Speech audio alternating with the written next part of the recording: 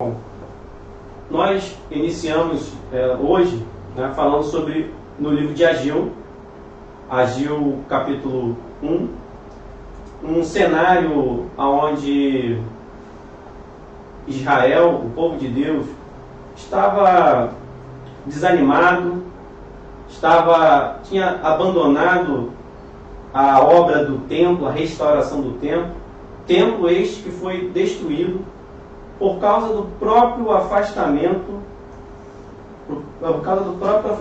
do povo de Deus. O povo de Deus deixou de adorá-lo, deixou de obedecer a sua voz, constantemente sendo alertado pelos profetas, e não conseguiu ouvir a voz de Deus, não deu atenção à voz de Deus, tomou seu próprio caminho, aquilo que estava no seu coração, e foi levado ao cativeiro. O templo foi destruído, a cidade foi destruída, ruínas, choro, falta de esperança, a terra estava toda devastada, você olhava e não via como restaurar aquele templo.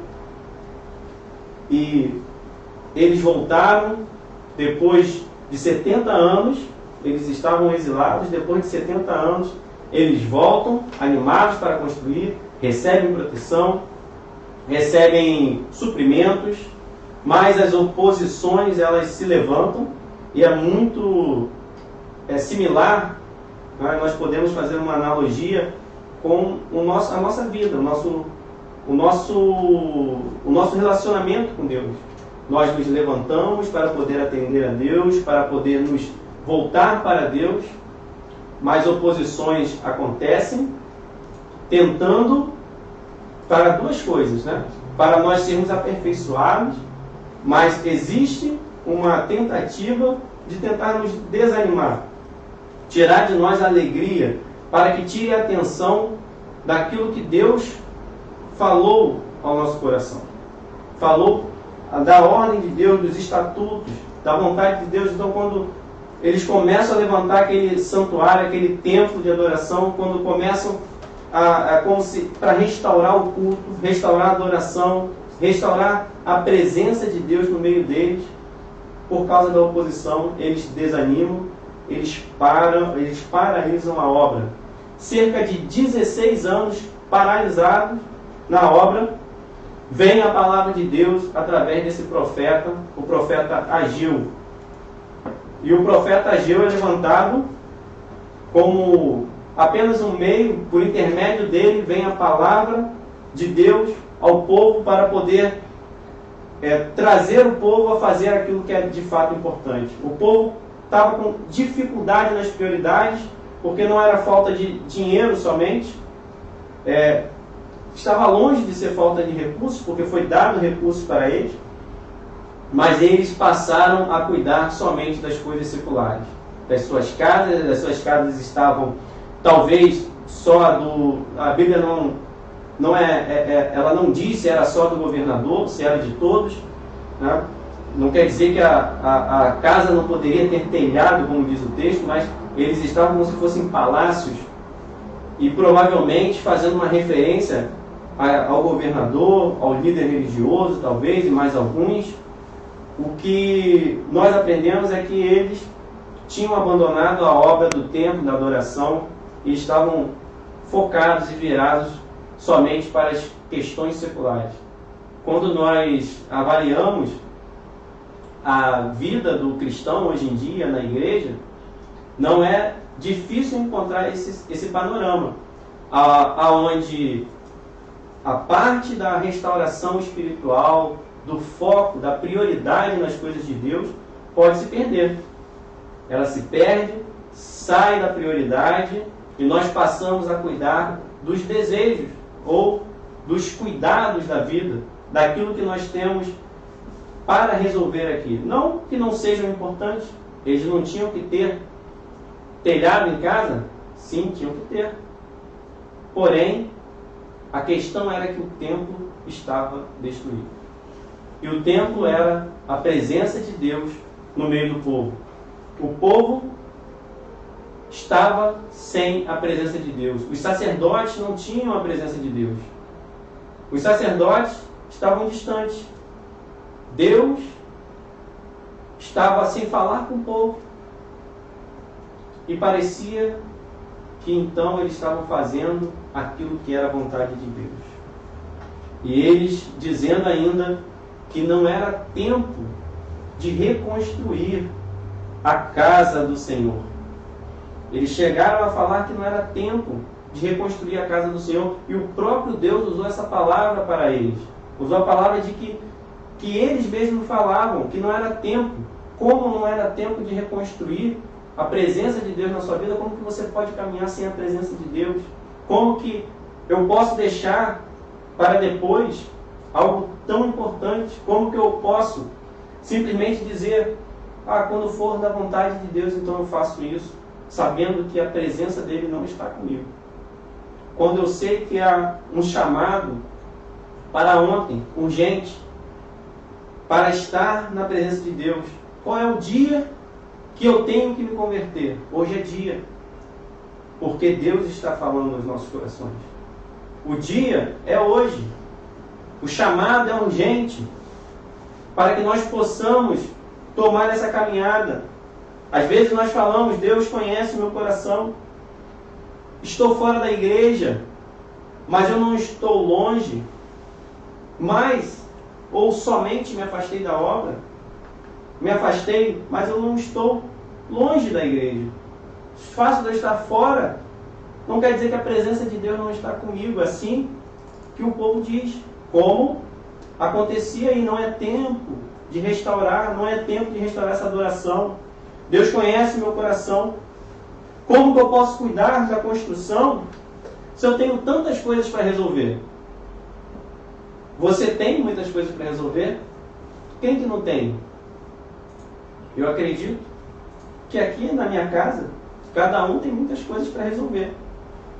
Eu tenho. Todos nós temos coisas para resolver. Então, como cuidar dessa adoração? Por quê? Como? Se eu primeiro tenho que fazer isso. Deus conhece meu coração. Sim, Deus conhece o nosso coração. E Ele diz na Bíblia, através da sua palavra, que o coração do homem é enganoso. O coração do homem, ele mente. Ele tenta sobrepor ou esconder a palavra de Deus, porque Deus mandou restaurar o templo. Ele disse, reconstrua o meu templo. Eu vou habitar no meio de vós. Deus conhece. A pandemia pode ter afastado do templo. Para que reconstruir o altar nesse momento? Para que reconstruir minha vida com Deus? Os propósitos.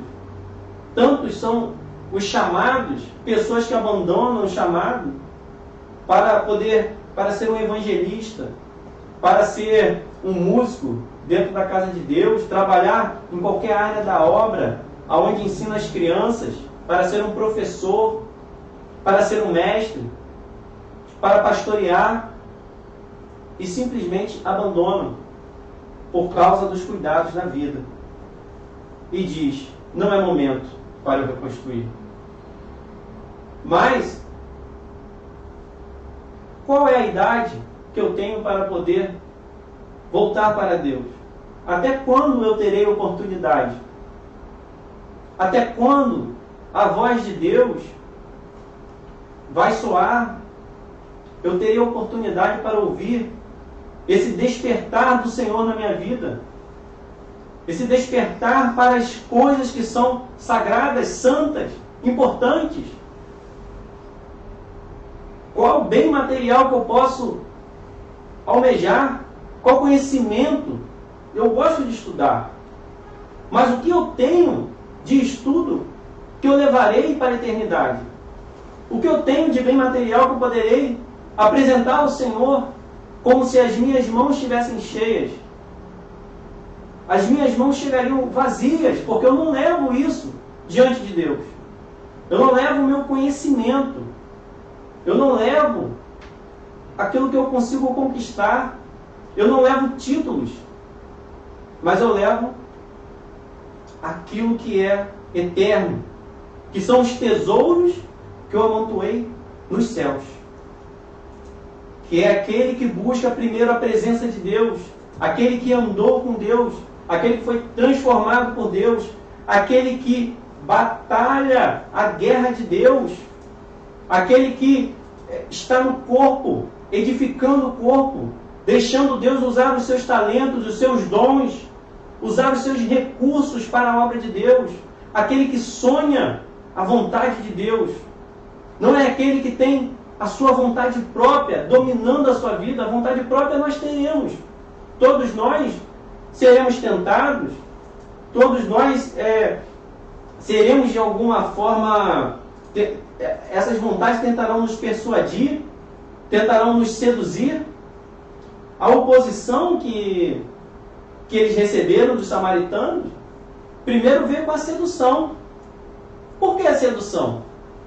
Vamos ficar juntos, vamos construir esse templo juntos, mas não poderia se misturar. Na verdade, era para que o templo de Deus não crescesse daquela forma, não crescesse de uma forma pura e santa, separada, mas misturada. É o ecumenismo, quando aquele que serve a outra religião, aquele que está misturado com outras crenças, quer edificar o altar daquele que é puro e santo, que é o Deus eterno. Era sedução para dizer, não, nós estamos juntos nessa obra, nós também temos esse interesse. Por que eles não tentaram construir, se eles estavam lá? Por que eles não clamaram ao Senhor? E mais, por que o Senhor não foi até eles para dizer, construam isso aqui? Mas o Senhor resgatou aqueles que Ele separou, aqueles que não estavam misturados, para poder iniciar essa obra. Primeiro com a sedução, depois plantou um desânimo nesse povo. E o povo desanimou.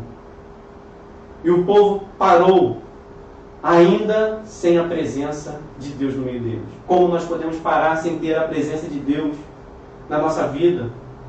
Nos guiando, nos orientando, falando para nós o que nós devemos fazer, mudando o nosso coração, aprumando, endireitando os nossos caminhos, falando para nós o que é santo e o que não é santo. Aquilo que é sagrado, aquilo que é verdadeiro, aquilo que é de Deus, aquilo que nos cura, aquilo que nos liberta, o que é a verdade no meio de um mundo caído.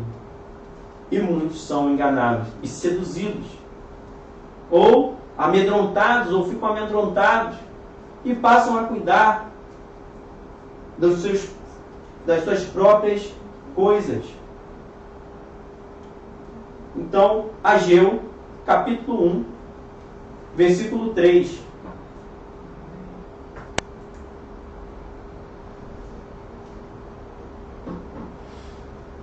Por isso, a palavra do Senhor veio novamente por meio do profeta Ageu. Então eles estavam certos que não era tempo de construir, não era momento. E a Bíblia diz, por isso, por causa daquele pensamento, o Senhor falou novamente. Quantas vezes nós não insistimos nos nossos erros? A palavra do Senhor veio novamente por meio do profeta Ageu. Com esta posição do povo, eles estavam se mostrando que iriam ficar naquela posição.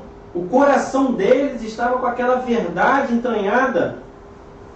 Eles estavam certos de que continuar daquela maneira não tinha problema. É um erro nosso pensar que Deus não pode corrigir os nossos caminhos, que Ele não pode direcionar a nossa vida. Com esta posição, o povo se mostra permanente, vontade de permanecer acomodados. E isso está entranhado em seu coração. E por este motivo Deus insiste. Parece aquela coisa, que cara chato.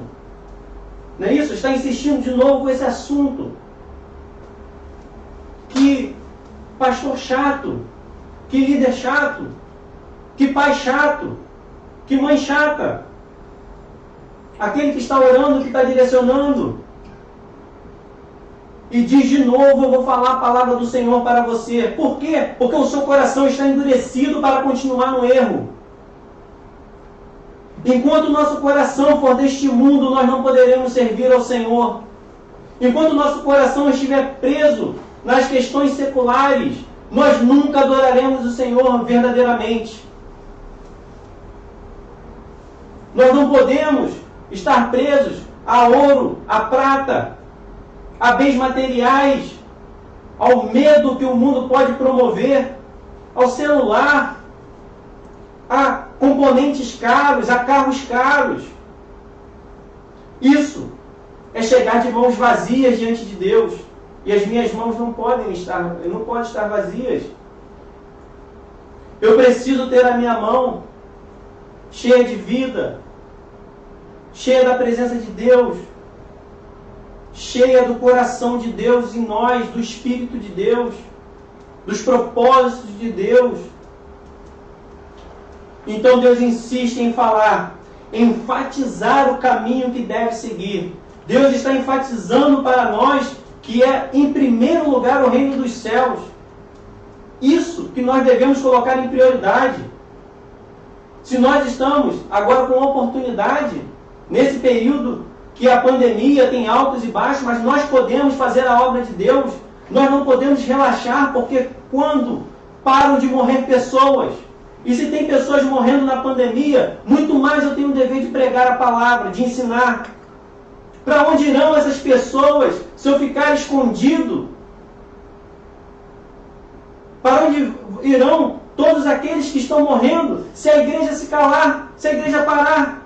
Se eu passar a amar as coisas dessa vida, se eu começar a querer plantar carro, querer plantar casa, querer plantar aquilo que o mundo tem de fruto, e se eu não tiver no meu coração frutos de arrependimento, que o Senhor venha colocar a mão em mim, e que eu possa ter frutos de arrependimento, para que Ele não venha dizer que eu tenha que secar. Na verdade, dizer já como eu estou, seco, sem vida, sem vitalidade, sem o Espírito de Deus dentro de mim, sem poder para poder destruir o pecado. E esse é um momento gracioso de Deus. É um momento gracioso, onde essa insistência, que pode parecer chata, é um momento gracioso, porque é gracioso nós recebermos a direção em meio ao engano. Isso é libertador. Se eu estou no engano, eu recebo a direção. Deus me salva. Deus salva a minha casa, liberta os meus parentes, aqueles que eu coloco diante dele, porque eu estou andando nos caminhos de Deus. É gracioso receber a direção de Deus em meio ao engano. Não ser deixado no engano é amor. Não é falta de amor. Não é chatice. Não é enfadonho. Pode parecer, mas Deus insiste em cumprir a palavra de Deus no seu povo. Povo este que já nem se dizia povo de Deus. Este povo. Quando Deus insiste conosco, nós podemos entender e nós devemos entender que nós somos amados como nunca ninguém nos amou. Esse amor é um amor que supera todas as nossas expectativas. Supera qualquer amor terreno, de pai e de mãe terrenos. Porque é o amor do nosso Pai Celestial, por aqueles que Ele chamou para um propósito, para pregar a palavra de Deus, para insistir com o seu reino, para investir no seu reino, para proclamar as suas maravilhas.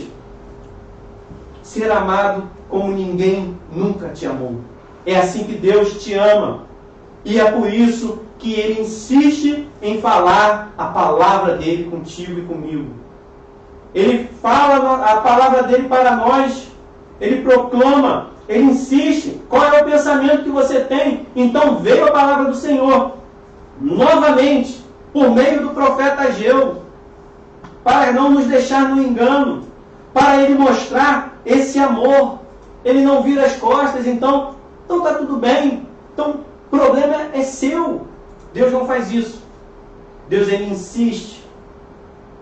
Ele ele fica firme na sua palavra e ele proclama novamente. E aí ele continua no versículo 4, Ageu 1, versículo 4. Ele faz uma pergunta: acaso é tempo de vocês morarem em casas de fino acabamento, enquanto a minha casa continua destruída? É interessante essas perguntas. Pense você conversando com Deus e Deus falando. Qual é a prioridade da sua vida? Qual é a prioridade da nossa vida? Não seria ou não deveria ser buscar em primeiro lugar o reino dos céus? E esse Deus que nos ama pergunta. Ele pergunta: filho, qual é a prioridade da sua vida? Qual deveria ser a prioridade da sua vida?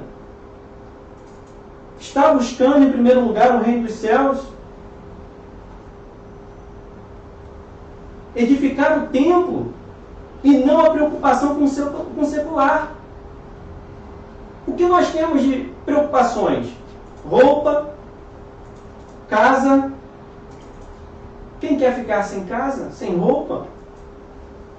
Com roupas inadequadas, rasgadas? Quem quer ficar sem trabalho? Essas são nossas preocupações seculares. O dinheiro, e às vezes ela vai aumentando. Carro, né? E às vezes a gente tem um que é 2, que é 3, e a gente quer luxo também. Nós passamos a viver para o luxo. E Deus diz para nós, e está dizendo para aquele povo: prestem atenção, não se preocupem com o secular, porque o principal para vocês é edificar o templo. Então meu templo, a minha vida, precisa estar edificada para Deus. Eu preciso amar a Deus de todo o meu coração, com toda a minha força, com todo o meu intelecto. Eu preciso entregar a minha vida e colocar esses desejos, que esses desejos são verdadeiros e eles acontecem conosco. Eles vão permear a nossa vida. Eles vão tentar nos seduzir. Olha, sirva a Deus e fique gostando disso aqui também, no sentido de você querer isso com toda a sua força, a despeito da sua vida espiritual estar cada vez mais decaindo. Uma tragédia. Tragédia atrás de tragédia espiritual. Deus está fora da igreja. Deus está fora da sua vida. Mas eu estou indo à igreja. Eu tenho sucesso. Mas o templo está destruído. Eu cuido do emprego. Eu cuido do dinheiro. Eu cuido do carro. Eu tenho luxo. Eu tenho roupas finas. Eu busco mais. Mas o templo está destruído. A minha adoração está destruída. Eu não consigo alcançar o coração de Deus. Eu não consigo falar com Deus. Eu não tenho o Espírito Santo. Eu não estou cheio do Espírito. Eu não tenho dons espirituais. Eu estou seco. Se olhar para dentro de mim, Deus vê uma pessoa morta. Esse templo é a nossa vida espiritual. Nos dias de hoje. Qual vida você tem? Deus quer que você tenha uma vida espiritual sadia com Ele. Busque isso em primeiro lugar. Tenha uma chama acesa. Esteja vivo diante de Deus, com a lamparina acesa, vigilante para o dia do Senhor, porque o Senhor está voltando. Eis que Ele vem sem demora. Está se estreitando, está afunilando os dias para a volta do Senhor. E que nós não podemos estar e ser pegos, distraídos com as coisas seculares. A vida espiritual não pode estar destruída. A nossa adoração e a nossa vida com Deus, é isso que precisa ser restaurado. Como podemos buscar o nosso sustento sem pensar em ter uma vida com Deus? Como eu posso pensar? Aí você pode pensar: ué, como é que eu vou ficar sem comer? Isso é simples, parece matemática. Mas, o que adianta comer se quando morrer não terá nada para apresentar a Deus. O que adianta eu me fartar nessa terra e não aprender de Deus, não mudar meu coração? Como podemos buscar sustento sem buscar a presença de Deus? Sem nos preparar para a vinda do Senhor? Parece, às vezes, que nós paramos de acreditar que o Senhor irá voltar. E está estreitando o tempo. O Senhor está mais próximo. Poderá voltar a qualquer momento. Qual é o dia da volta de Cristo?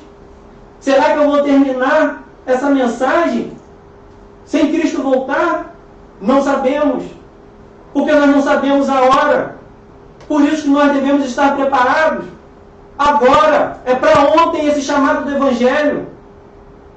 É para nós nos curvarmos, para você se curvar na sua casa e entregar a sua vida ao Senhor.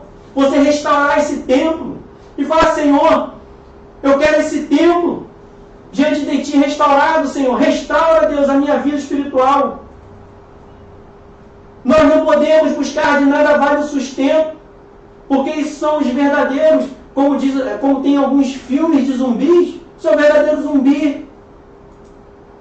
Não tem vida. Aquilo retrata uma pessoa que não tem vida espiritual. Pensa que está vivo. Pensa que está usufruindo das coisas. Mas não está.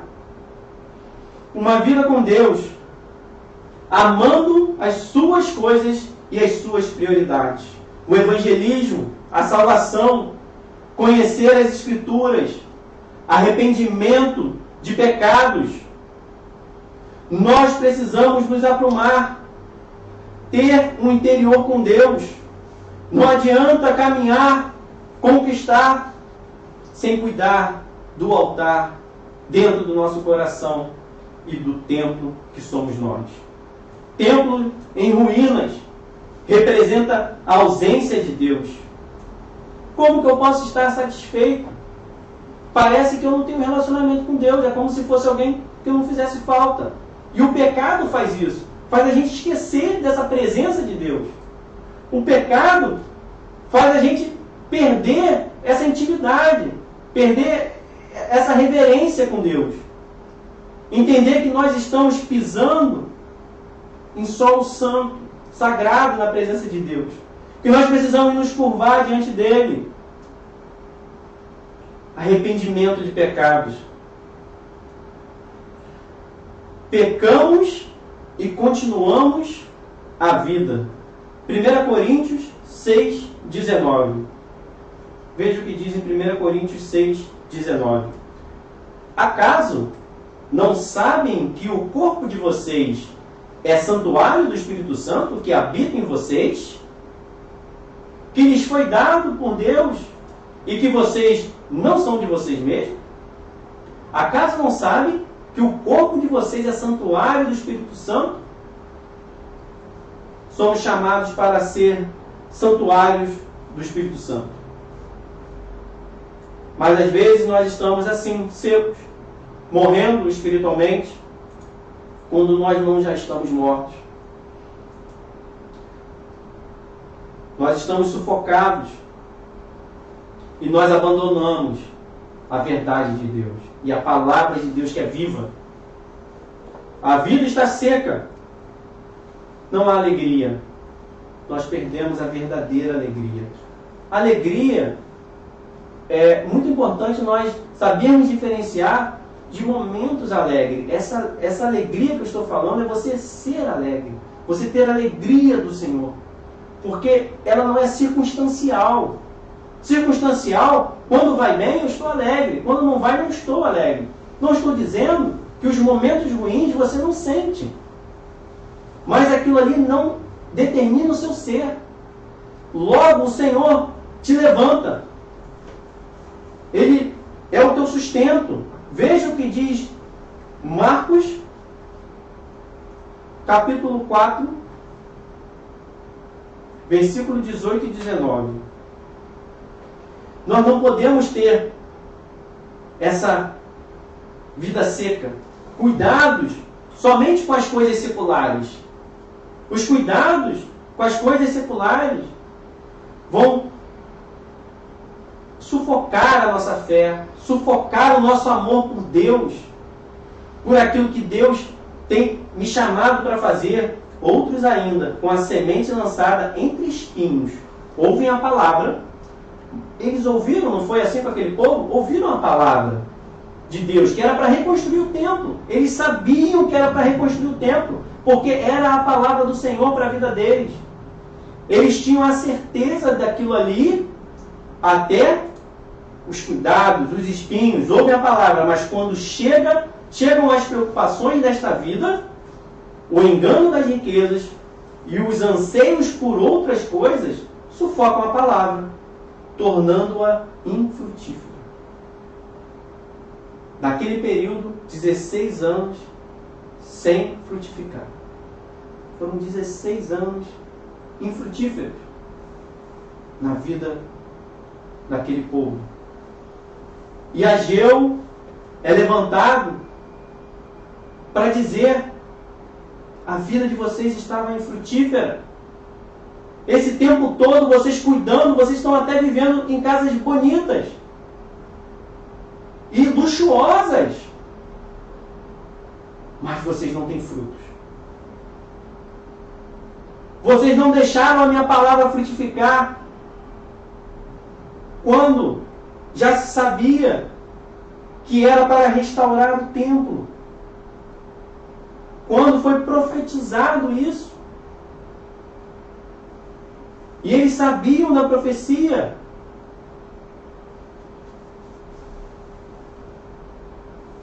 Ageu, no versículo 5 e 6 de Ageu, capítulo 1.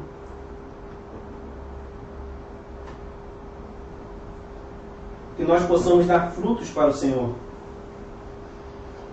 Agora, assim diz o Senhor dos Exércitos, ele se apresentando como o Senhor, que não há monte que possa parar o Senhor, possa abalar os seus planos, que possa frustrar a sua vontade, que possa impedir que a sua palavra dê frutos.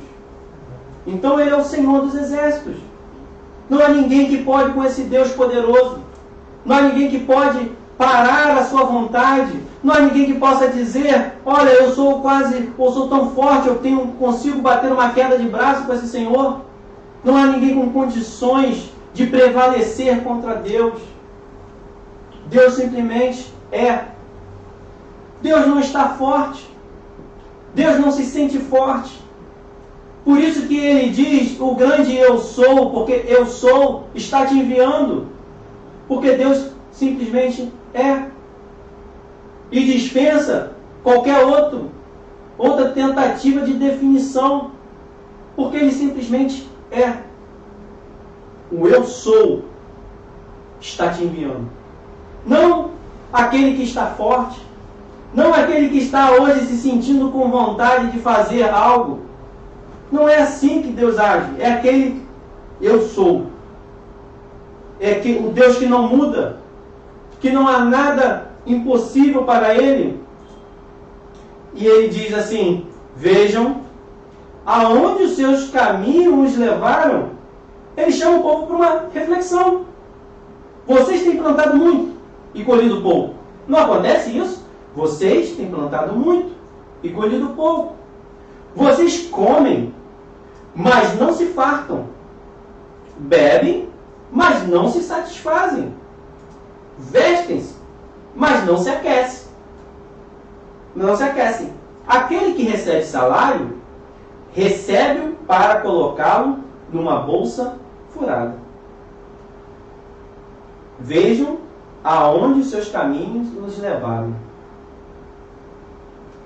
Deus está te chamando para uma reflexão. Deus manda o povo refletir como eles estão. Como você está nesse momento? Pense, você e Deus, como você está. Para onde os seus caminhos, esses caminhos levaram você? Como vocês estão?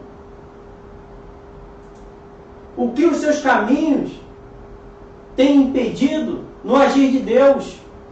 Tem prejudicado? Porque se fosse somente eu ter uma casa bonita, que eles tinham, Nós pensamos às vezes que prosperidade é ter objetos, ter muito aqui para mostrar para os outros, ter coisas atualizadas, ser dono de ouro e de prata. Mas como que pode então nós vemos que pessoas ricas, eu faço uma pergunta, não sofrem? Pessoas ricas não têm destruição na família? Na questão moral? Questão de dilemas internos? Não há tristeza? Não há dúvidas? Não sentem medo? Quem que pode ter, por mais arrogante que possa ficar pelo dinheiro que conquistou, mas quem que pode dizer que não tem temores e medos? Quem pode dizer que nunca passou por um sofrimento, mas às vezes está paralisado nesse sofrimento? Então Deus os chama para refletir. Olha, como que está a sua vida comigo? O que você aprendeu de mim? Qual conversa nós tivemos ontem? Hoje de manhã? Qual foi o papo que nós batemos? Que conversa nós tivemos? O que você contou para mim? O que você aprendeu de mim? O que tem mudado na sua vida? O que tem ficado purificado? Como é que está o seu coração? Está purificando? Está puro? Como está a mentira? Os desejos ruins, como está a sua mente? Está conseguindo dormir? Você consegue? É óbvio que todos nós podemos passar momentos ruins, mas avalie o seu caminho. Como está o seu relacionamento com Deus? O salário não é suficiente. Aqui não há satisfação na comida e na bebida. Eles não se saciavam. Eles não ficavam satisfeitos. Eu sei que tem pessoas que gostam de comer muito, não ficam satisfeitos fácil. Mas não é assim. Quem nunca viu, quanto mais tem, mais parece que está faltando. Não há satisfação. Não há satisfação daquilo que eles estão comendo. Eles não ficam saciados. Ele está querendo dizer o seguinte: tem algo em você que está turbulento, que você não consegue parar porque você não anda satisfeito. O seu relacionamento comigo, a nossa conversa não existe. E quando existe, é você que define o que eu tenho que pensar. Não é a minha palavra. O que adianta você querer dizer quem eu sou, quando eu que sou? Eu sou. Não é o homem que diz quem Deus é. Tem um momento que nós vamos falar sobre nós, mas um diálogo, nós também temos que ouvir quem Ele é, o que Ele quer, e como fazer para melhorar. Deus, quem és Tu? Senhor, eu quero me esvaziar, eu quero ouvir a Tua voz, eu quero ouvir o que o Senhor tem para me instruir, Deus. Eu quero ouvir a Tua voz, Senhor. Eu quero ser Teu. Senhor, direciona esse meu lar, Senhor. Coloca, ó Deus, aqui bons fundamentos, ó Deus, na minha casa.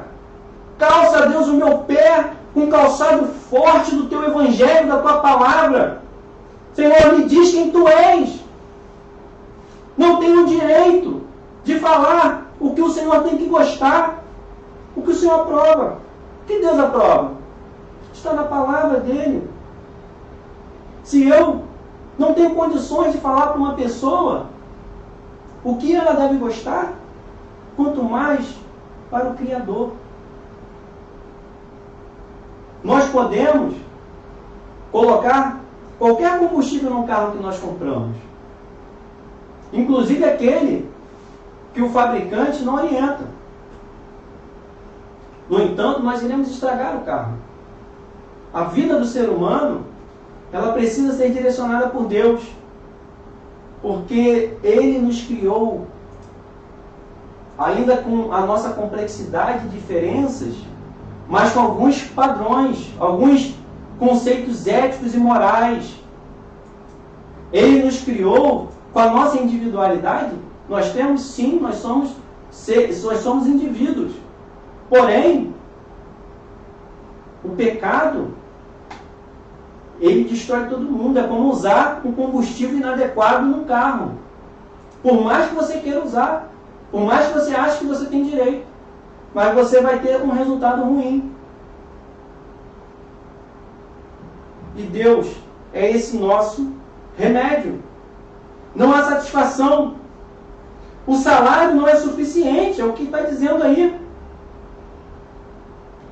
Há gastos consumindo o salário. Tem um saco furado, uma bolsa furada. O salário entra. Às vezes é como um avião que arremete, né? O salário pousa e já vai. Ele sobe, arremeter. O salário nem pousa. A águia, né? Tem gente que chama de águia. A águia nem pousa.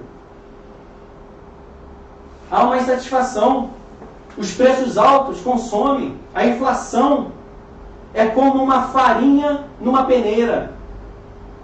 Não fica nada. Não conseguimos ver o fruto do nosso trabalho. E é isso que o Senhor está dizendo. Veja o que está acontecendo com vocês. Veja a maneira como está. Está difícil. E vocês veem mais dificuldade ainda porque as preocupações sufocam mais ainda. Está te sufocando, está te matando. Você não consegue bater um papo comigo, conversar comigo. Quem não precisa de orientação de Deus?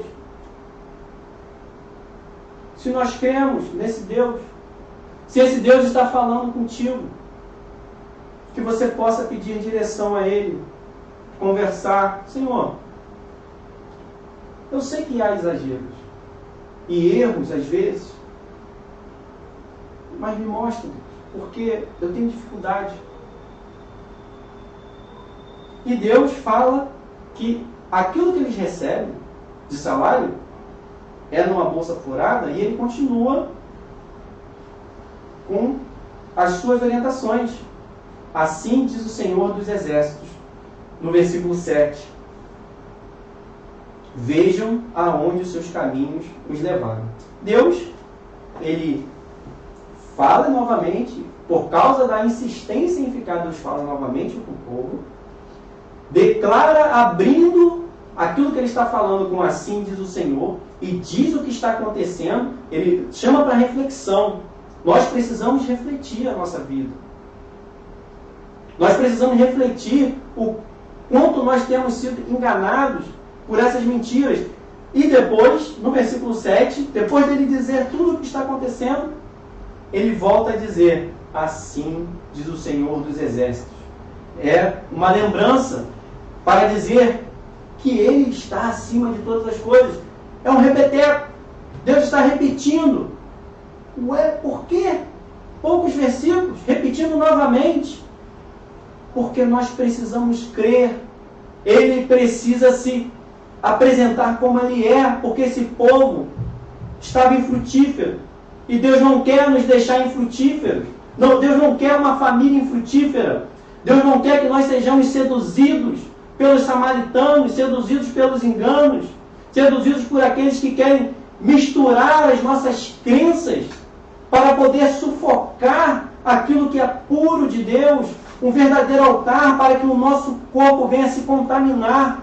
E Deus não quer que você se contamine, e Deus quer que aquele que se contaminou se limpe.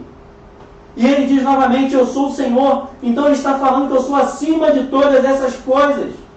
E Ele chama a reflexão. O Senhor de todas as coisas diz, vejam aonde os seus caminhos os levaram. Deus novamente fala, vejam aonde os seus caminhos os levaram. Deus chama para refletir. Ele expõe o que estava acontecendo e Ele diz de novo, para reflitam aonde vocês estão. E quem diz essas coisas? Eu, o Senhor, que está acima de tudo que você vê. De tudo que você vê. E Ele continua dizendo assim, subam o monte para trazer madeira, Construam o templo, para que eu me alegre e nele seja glorificado. Subam o monte para trazer madeira. Construam o templo, para que eu me alegre e nele seja glorificado. Deus chama para reflexão. Deus chama, Deus dá o diagnóstico para eles. Deus diz o que está acontecendo e Ele dá a ordem. Reconstrua o templo. Subam o monte, busquem madeira. E Ele diz e direciona o povo novamente.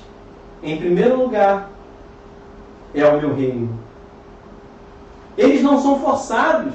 No templo de Salomão, houve trabalho forçado. Aqui é voluntário. E Deus, Ele está dizendo para cada um de nós, para nós nos esforçarmos em ter o reino de Deus em primeiro lugar, voluntariamente, de coração desejoso, despojado, abrindo a nossa vida com integridade para Deus de maneira inteira.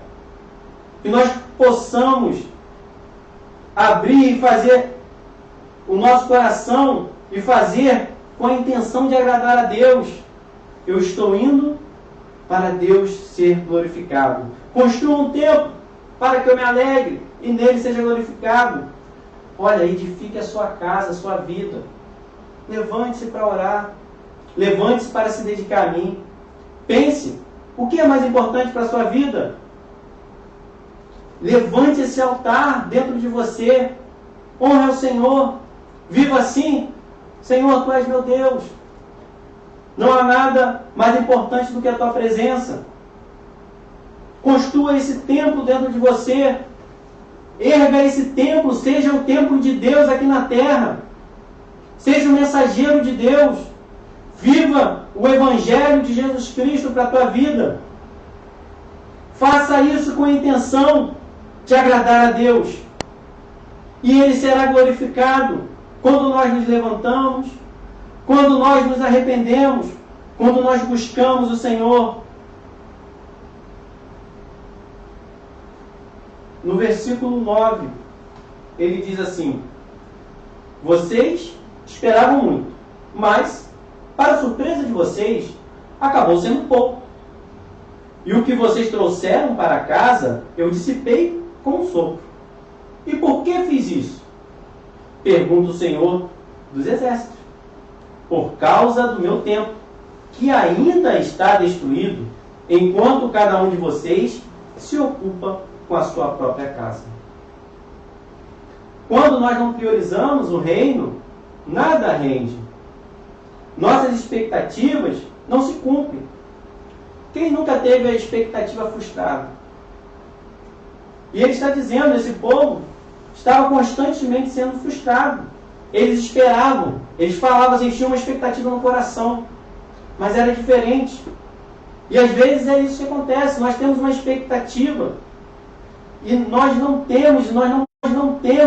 percebemos esse direcionamento de Deus, esses milagres, viver pela fé, porque a nossa expectativa está nas coisas terrenas e não nas espirituais. E hoje é dia de nós colocarmos totalmente a nossa esperança no Senhor. Coloque a sua esperança no Senhor. A sua vida com Deus, a nossa vida com Deus é mais importante do que qualquer coisa. Caminhar com Deus é o motivo da nossa existência. O templo não pode estar destruído. Não podemos ter a nossa adoração apagada.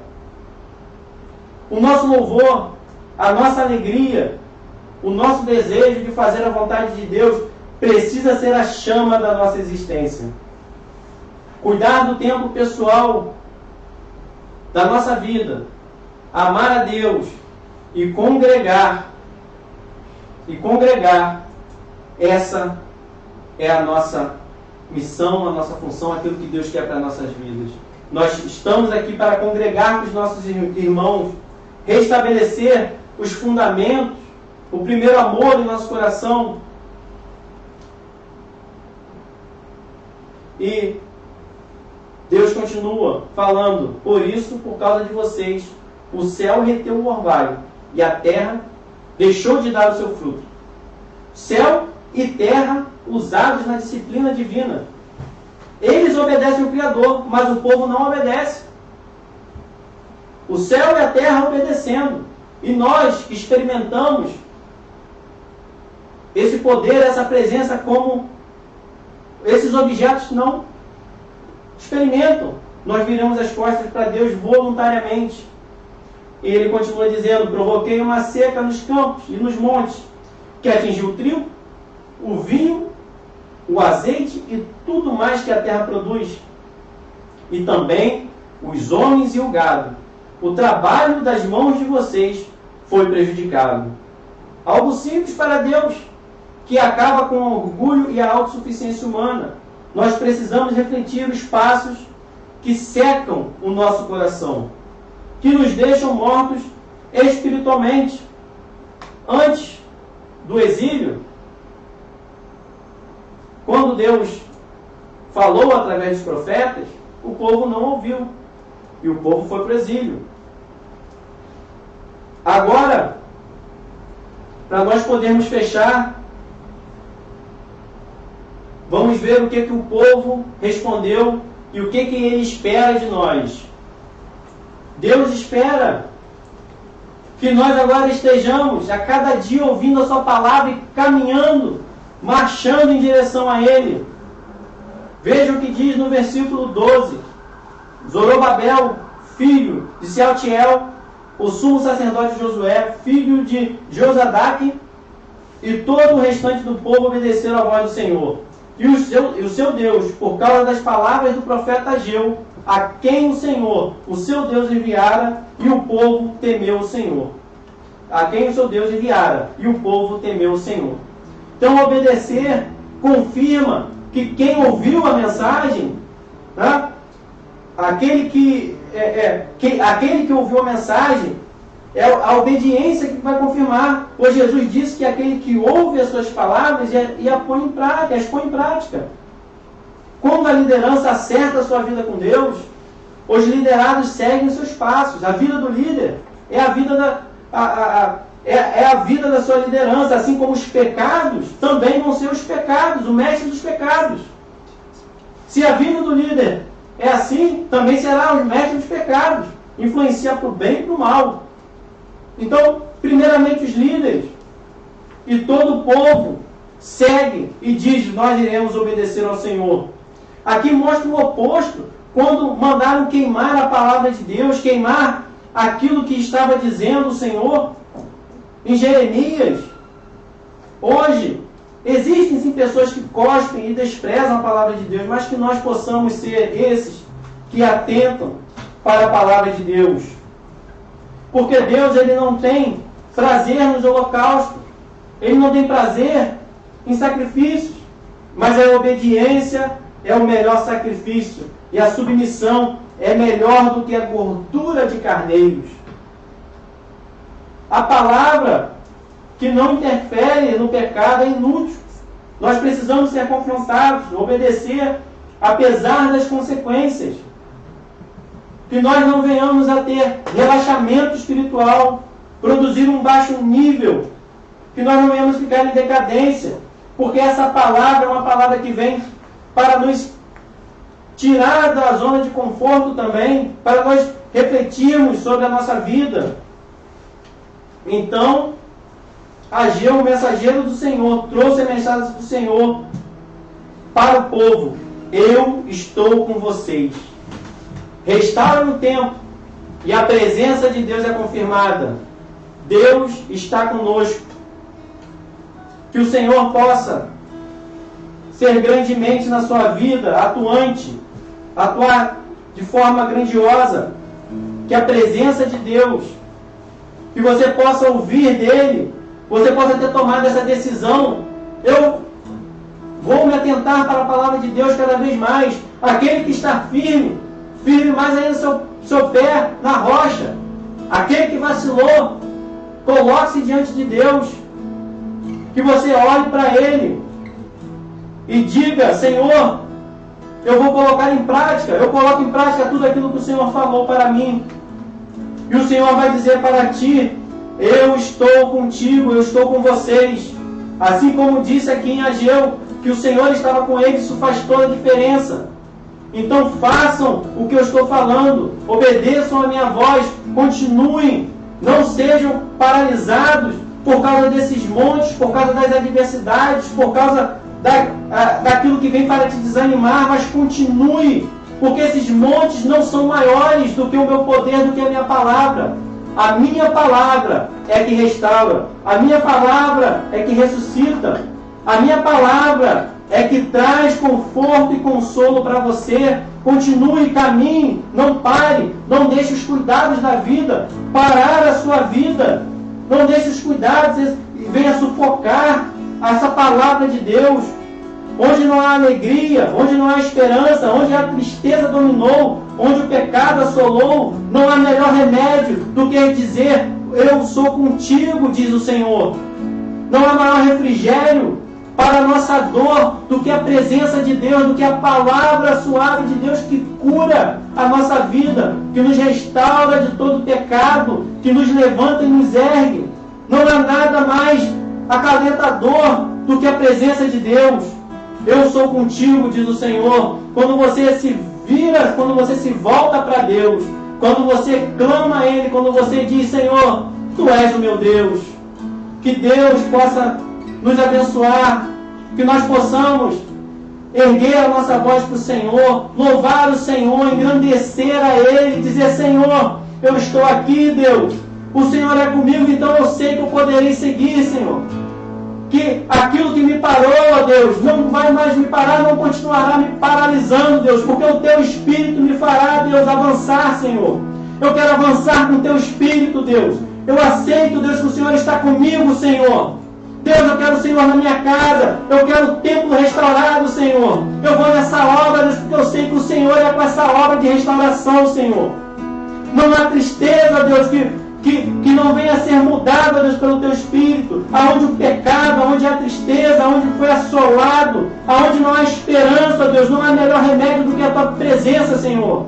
Do que a Tua palavra viva, Senhor. Nós cremos em Ti, Senhor. Toda a honra, Senhor, e toda a glória, Deus. Que nós possamos cantar, louvar a Deus.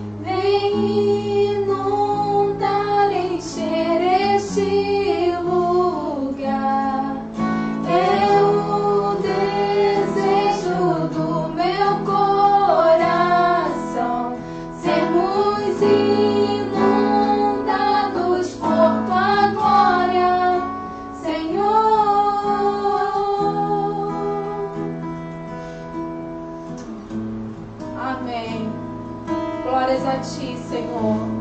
Te louvamos, ó Pai. Te engrandecemos, ó Deus. Obrigada, Jesus. Obrigado por mais este culto, Senhor. Obrigado por Tua graça, Senhor. Por Tua fidelidade, ó Deus, pelo Teu amor e Teu cuidado, Senhor. Muito obrigada, Jesus. Amém. Uma boa semana a todos. Uma semana abençoada.